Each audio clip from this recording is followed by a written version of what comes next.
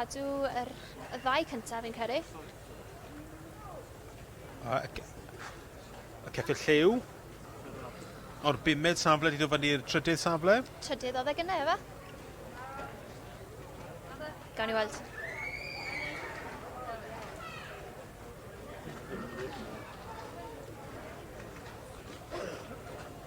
Wel, mae yna dipyn o newid wedi bod yn y drefn, ond yn sefyll ar y brig ar hyn o bryd mae Mount Pleasant Silver Charm.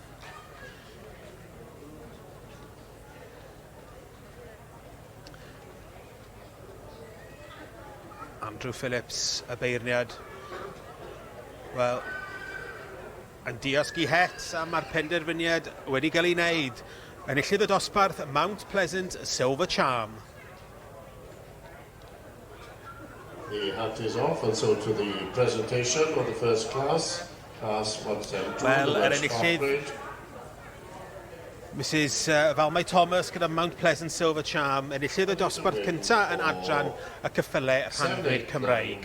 This is Mrs Lucy Thomas from Tengreen in Pembrokeshire with Mount Pleasant Silver Charm. Second is 783, Dawn Reid from Warrington in Cheshire with Part-bred Arabesque. Now third is 758, and if you're marking your catalogue you need to go back to page 163. 758 was entered in class 172. Fourth, 781, Mel James with Duke of Amethyst. Fifth, 782, Deborah Kersey, Senna Q, Maguire, and sixth, Jocelyn Price, Courtway, Aquarius. No.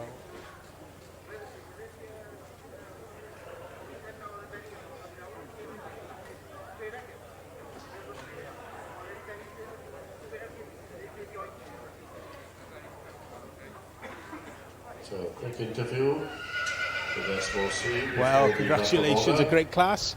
And the next class will be.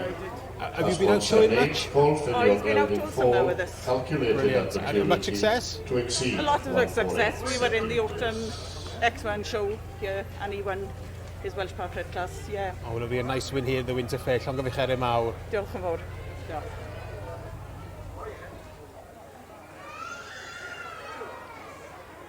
Round of applause as they led off by the winning fall.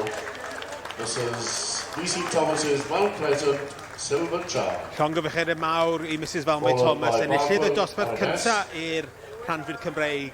Y swclod y llai o faint ac Mount Pleasant Silver Charm sydd yn mynd â hi. Longstocking, Duke of Amethyst, Senate View Maguire, and Courtway Aquarius.